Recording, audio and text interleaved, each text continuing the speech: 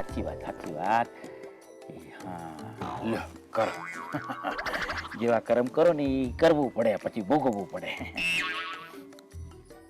એ મામા સરકારના બૂઠામે શું વાંધો છે?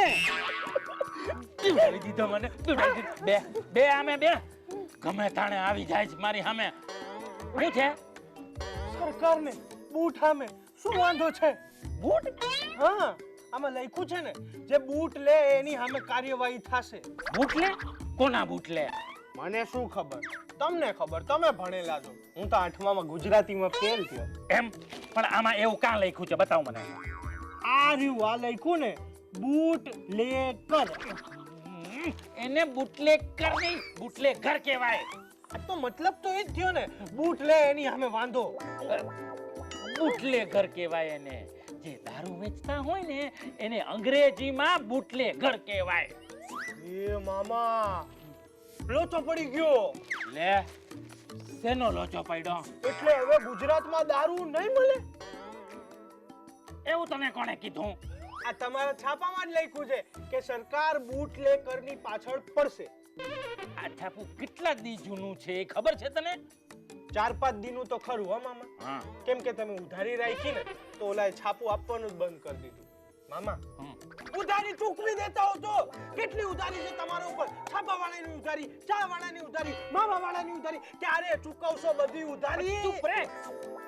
હવે મારે કોને કેટલી ઉધારી દેવાની છે એની પંચાયત મૂક ને. આ છાપું કેટલું જૂનું છે ખબર છે તને? બસ તો પછી તારી ચાલીમાં દારૂ બંધ થયો? ના મેં તો ગઈકાલે રાતે જ એક પોટલી મારી. તો આ ખોટી પંચાયત કરવાનું બંધ કરી દેતો હોય તો વાત કરે છે તી. પણ મામા આ તો છાપામાં લખ્યું છે કે સરકાર બૂટલેકરો સામે પગલા નથી લીધા, હજી તો યાદી બનાવડાઈ છે. અચ્છા હા એટલે ચૂન ચૂન કે મારેંગે સાલા હાલ એમ રે? ના રે આ તો ખાલી દેખાડા છે ભાણા. કેમ? જો ભાણા, આ 1100 બુટલેગરની જે યાદી બનાવડાઈ છે ને ઈ પોલીસે બનાવી છે.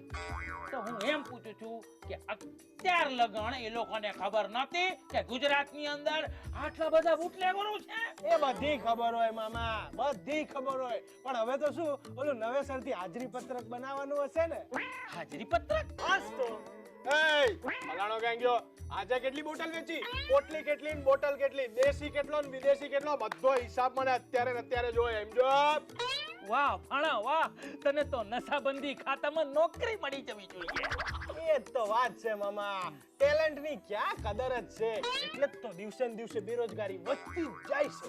પણ ભાણા, મારા ભોળા ભાણા, આ સરકાર છે ને આંકડા જાહેર કરીને એ બધાને બતાવી દેવા માંગે કે હવે છે ને ચેતી જાજો, બધાનું આવી બન્યું છે.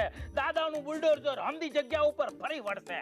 મામા મેં આ ન્યૂઝ વાંચ્યા છે કે સરકારનું બુલડોઝર ફરી વળશે. કોના ઉપર? ઈ તમે જાણો, હું તો 8મામાં ગુજરાતીમાં ફેલ થયો તો. જો ભાણા સાંભળ, આ બુલડોઝર છે ને ગુંડા તત્વો જેટલા પણ છે ને એમના ગેરકાયદેસર જેટલા પણ બાંધકામ હતા ને એના ઉપર ફરી વળ્યું છે. બહુ ગુંડાગીરી કરતા હતા ને ઈ હાટું. એટલે આપણે જો ગુંડાગીરી ન કરી તો આપણા ગેરકાયદેસર બાંધકામને કઈ ન થાય એમ?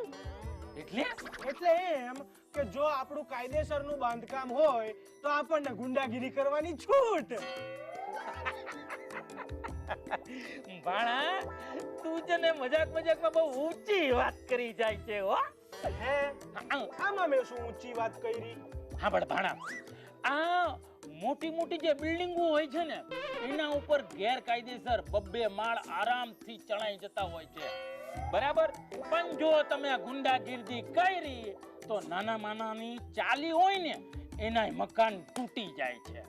ટૂંકમાં સરકાર એમ કહેવા માંગે છે કે ગેરકાયદેસર બાંધકામ ભલે કરો પણ બાપલા ગુંડાગીરી ન કરો. ભાણા આને કહેવાય ગુજરાતનો લો એન્ડ ઓર્ડર. હા લાવો ઓર્ડર. શેનો ઓર્ડર? તમે કીધું ને લ્યો આ ઓર્ડર. ભાણા આવા કાયદાનો મિલીભગતનો લો એન્ડ ઓર્ડર તો ગુજરાતમાં ક્યારનો હાલે? આ વળી કયો કાયદો છે? ભાણા આને કહેવાય ખાડે ડૂચા અને દરવાજા ખુલ્લા. મને આ ઓર્ડરમાં કઈ ખબર નથી પડી હો મામા. ઈ રેવા દે, બહુ માથું ન માર.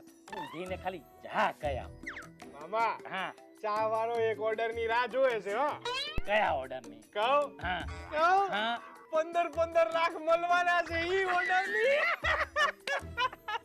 બા તું છે ને દિવસે દિવસે હોશિયાર થતો જાઉં છું. ભાણો કોનો જગત મામા